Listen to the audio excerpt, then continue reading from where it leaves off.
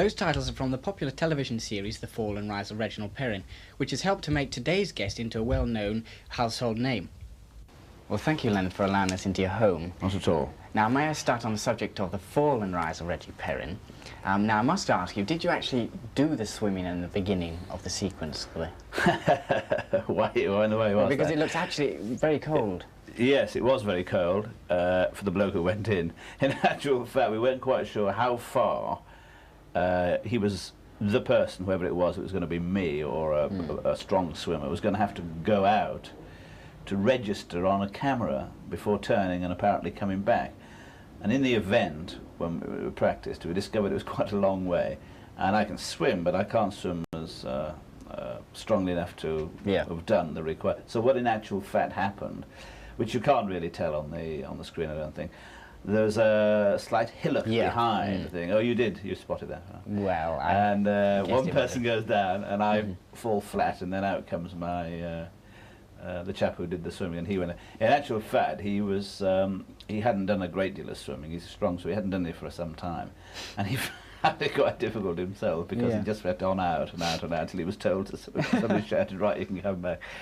And he'd gone quite a long way, because it's very difficult to register when you're going away from something. You know. Well, let's look at a sequence that you did do from the last series of Reggie Perrin when you were being interviewed on television about your latest venture, Perrin's Commune.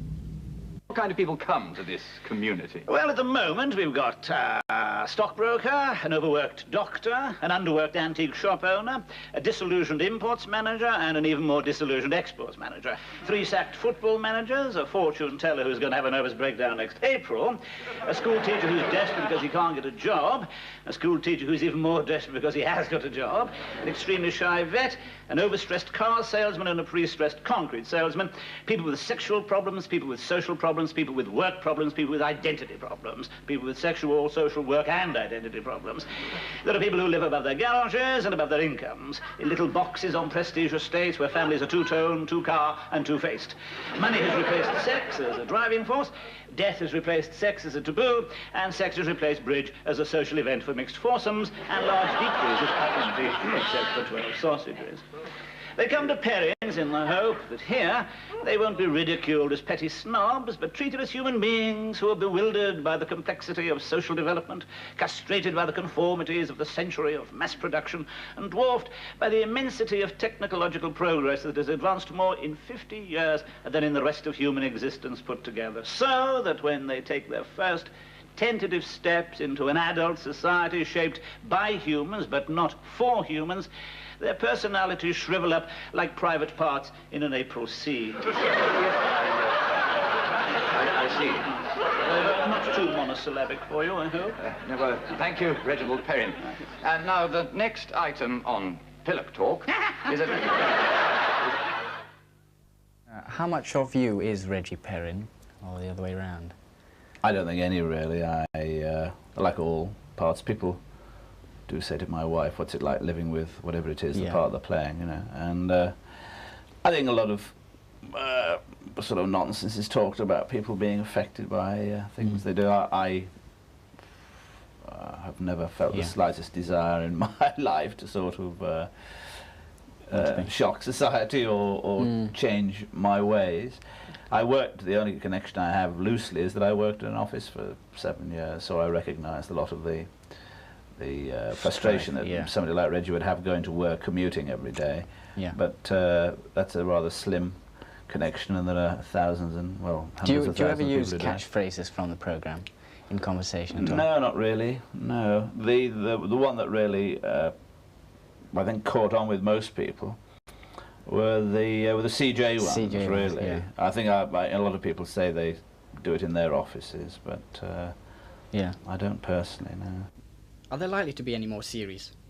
Series? No, the series which David Nobbs, in fact, wrote, initially it was a novel which the BBC bought, and then it was sort of sliced up by David himself into 7 episodes, and then they asked him to do a second series, so he said, I'll try and write a sequel to the book. And cut that up, which he did, and then the third was done in the same way. Since when he's actually done another series to the BBC on a totally different subject about English sort of emigres in Spain. So no. Do you feel that you don't want to be stuck in one role? Well, It's some so people like security, it. yeah. I mean, I've never wanted to do it. The reason I wanted to go in the theatre was to do what I've done over the years, which is to, I mean, part of the appeal is that, to me anyway, not to everybody, that when the phone rings and somebody says, we're sending a script, or have you thought of, it's always quite exciting to have something completely new come out, you know, from absolute standing start. You have no idea at this very moment somebody may be checking on the telephone number to ring, and it might be something really very exciting. So that's really part of the appeal to me. How did you first start out? Well, initially what I was going to do was take a language degree. So I was going to take a French and German degree. But my father had been killed in an air raid in Liverpool, and my mother was on her own, so I really couldn't afford to spend 4 years in university, not only not earning money, but needing a little extra to eke out the grant of the scholarship I'd won. So I gave that up and decided I had to do a job. And it was just a job. I went into an insurance company and worked in the claims department. And it was during that time that I was 7 years with them. During that time that I became interested in amateur theatre. Yeah, so it's by accident. Yeah, there was a girl who was a friend of mine at the time called Ida Richardson, who was used to go to a church hall and rehearse in this local society, and I used to collect her after rehearsals for other purposes. And I used to wait around, and I used to get a bit bored hanging around, and one night I went in and sat at the back and I watched them rehearse, and I must have made some rather acid comment afterwards about she was wasting her time there. If they couldn't do better than that, they ought to pack it in. And I think she issued a challenge to me that I ought to try myself. And that was your only connection with the theatre? Well, my father had a hairdressing business, which in those days meant that you were a bookie, really. I mean, there were no sort of people didn't bet unless they had accounts, you know, and you were very grand if you had an account in those days, and the other people all had betting slips, and all the betting slips went through hairdressers, because that's where people used to meet and talk. So he was principally a bookmaker, and of course it's at bookies that people meet, and a lot of people in the theatre used to bet on horses and that sort of thing. And we used to live very near the Pavilion Theatre in Liverpool, and I think he was quite friendly with a few of the people who used to play at the Pavilion. A very, very tenuous connection. Yeah. When you did start, you played many sinister parts, which seems a little odd. Well, it didn't seem odd at the time. No, I suppose they started really in the 60s on television. I certainly didn't in the theatre play a lot of sinister parts. I think between 60 and sort of 65, I did quite a few television plays which were perhaps fairly sinister. But that probably relates to something you read, that people like to docket people and put them into sort of compartments. You know, they don't like to say so-and-so an actor, they say so-and-so the comic actor, so-and-so the sinister actor. Do you try and keep away from that? Well, I mean, I don't try to keep away with it. It's other people's inability to sort of judge what you are.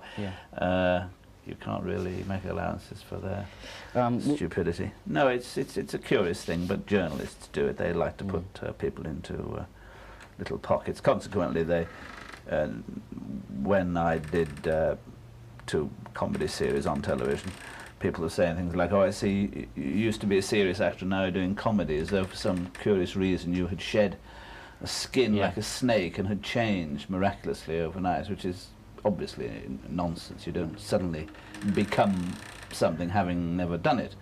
It's merely that you're doing something now which you haven't done noticeably prior to that. And so now I suppose if anybody wanted to put me in a thing, they would say I was a comic actor, but that really wouldn't fit the play I'm doing at the moment, which is a fairly serious part. So it's just an actor, really. Yeah. Would you say that your big break was at the Bristol Old Vic? I was 2 years at Bristol at the Old Vic, and that was a very important part of helping to build a career. People think of a break in terms of, oh, he did so and then never looked back or something. But it's not, it very rarely works like that. It's usually a good deal more gradual in process. So it was merely another step on the way. And when I left Bristol in 1961, I came to live in London, which is the first time I'd done that as an actor. Up to then I'd stayed in the provinces, sort of trying to learn about acting. Insofar as while I was at Bristol, I worked with a lot of directors who afterwards gave me work. It was very important, but I couldn't regard it as a break, so to speak. Yeah. I mean, if one wanted to sort of put a finger on any specific play or part, I suppose I'd have to go forward many, many more years later to 1967-68, when I did a play at the Citizens Theatre in Glasgow, which went to the Edinburgh Festival and then came to the Savile Theatre, which is the first time I played a lead in the West End, which is a much more specific instance. But even that has nothing to do with television, and that has nothing to do with the cinema. Yeah. So it's all, I mean, they're all, like, you know, when an electrician opens one of those electrical things, there are millions of little sort of wires and things which lead to make bigger cables, but there's no... occasionally it happens with girls, and they're very pretty, they go into a film and they become sort of... I think Audrey Hepburn was a very, very good example, went from being virtually unknown to being almost an international film star, but that's a very rare occurrence, and there's nearly always a very specific reason, usually like a girl being very pretty. Having now worked in other media, do you prefer theatre?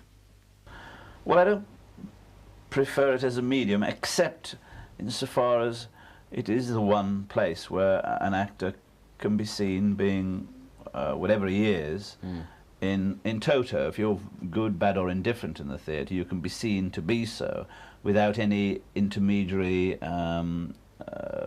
means coming between it. In a film, now that depends upon a director who's directing the film, and that has nothing to do with you as the actor. Consequently, there's a good deal more interference is not the word in a film, because I think it's very much a director's medium, but there's very much more power in a director's hand than there is in an actor. When you walk on the stage, there's the producer is sitting at the back of the theatre watching out the audience when the play opens, and he can't keep coming on saying it was my idea that he should do this, and isn't this good what I got him to do here.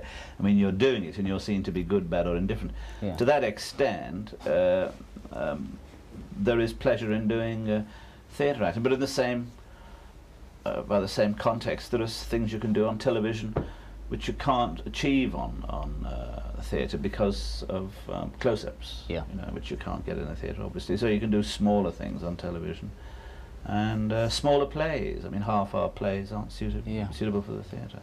So it's a question of what is best for the you know, for the occasion, really.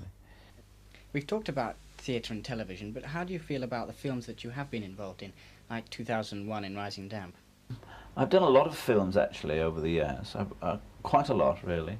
And they've all been rather good films, actually. I've been very fortunate. I was in all of Schlesinger's early films, like Billy Liar, Kind of Loving, Carol Rice's This Sporting Life, and then later, as you mentioned, Space. I worked twice with Stanley Kubrick. I was also in Barry Lyndon. And these are all sort of quality films. But only on sort of 1.5 occasions have I ever been in a film for sufficient length of time to enjoy. One was Rising Damp, where I was playing the lead, and the other was, I suppose, Barry Lyndon, where I had sort of a reasonable part.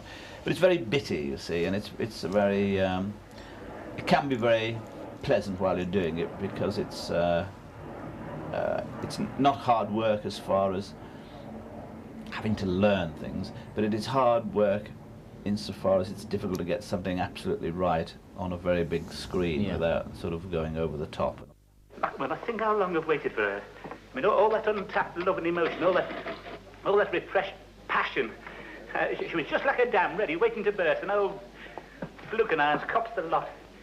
I mean, what's he got that I haven't got, eh? Come on, you tell me, come on. Be honest. Nothing. Right. Can I give you some advice, Rick? No. Well, maybe I can help. After all, I do have a certain reputation. Yeah, not surprised, little tyke. It isn't something unclean, Rigsby. Times have changed since your day. We believe in love without fear. Oh, yeah. Last time you indulged in love without fear, you spent 3 days under the bed hiding from her father. Don't need your advice either. Don't you? I bet he doesn't even know where the erogenous zones are. What? The erogenous zones. Oh, yeah. You don't know where they are. Of course I do.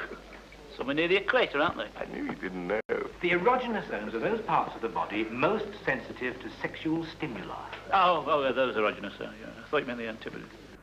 Film sets to be on are very friendly, can be very friendly places and very amusing, and it's always exciting because, unlike the theatre where you're trying to achieve some form of repetition for an audience nightly, I mean, the whole essence of cinema is you're trying to sort of think of something new for the next take and do it slightly differently and achieve spontaneity, which is the secret of all sort of great film acting, really.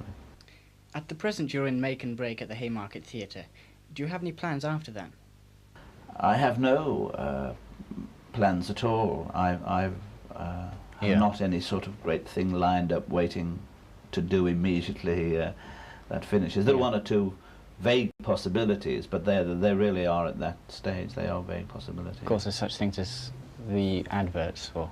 Yes, I've done 2 more of the adverts for Cinzano, 2 new ones. One in a roller disco, which I think is quite amusing, and another one on the balcony of an hotel. Well, let's pause for a moment to see you trying to get a drink on an airplane. Your Cinzano Bianco, signora. Thank you. Ah, yes, gracias. Ah, due? No, mine was a Cinzano as well. Ah, that's better. Oh, can't you just smell those Italian wines, suffused with herbs and spices from 4 continents? Why, being boring. Oh, sorry. Sorry. All right. Getting your head down, sweetie. Jolly good idea. Pleasure of working on commercials, apart from the fact that you're paid quite well, is that you do work with I mean, really, they employ the very best people. The first Cinzano adverts, I did the first series 2 or 3 years ago, were done by Alan Parker, who's obviously a very famous film director, and that is the level at which the work is done, because it is very important, and it is I was going to say it's like filming. It is filming because it is trying to achieve in 30, 45 seconds, literally, a little story.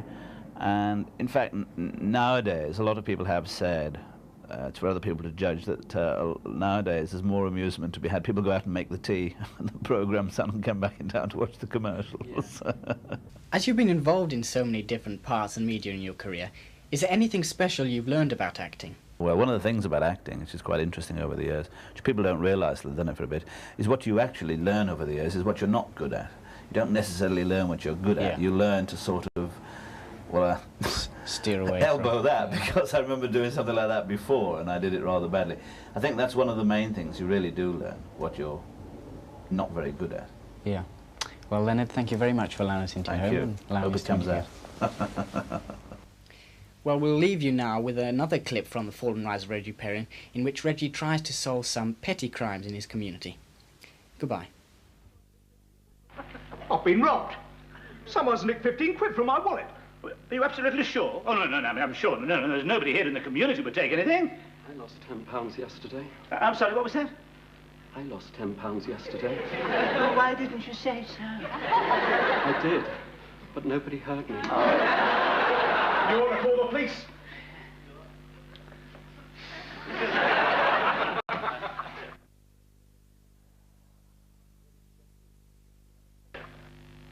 Ladies and gentlemen, we have a petty thief in our midst. 2 cases have been reported. 3. I lost £10 as well. All right, 3 cases. 4. Lost £15 and my watch. All right, 4 cases. Flavel. Very well, McLean, 5 cases. Clegla Gunges. How distressing for you. But are we to put at risk everything we have built up here so painstakingly merely for £50, a Clegla of Gunges and a watch? Digital? The community is built on faith and trust. I therefore propose to take no further action at this stage except to say to this unhappy person, please cease your crimes, ease your conscience by handing back the £50. And my digital watch. And the Clegg of gun.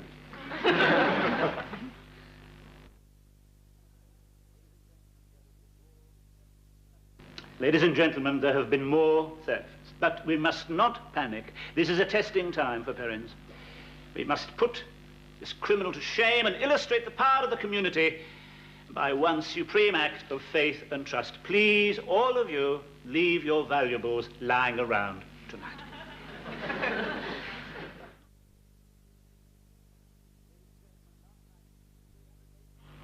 Ladies and gentlemen, last night, £382, 4 watches, 3 rings and 2 bracelets were stolen. Help me nail the sod.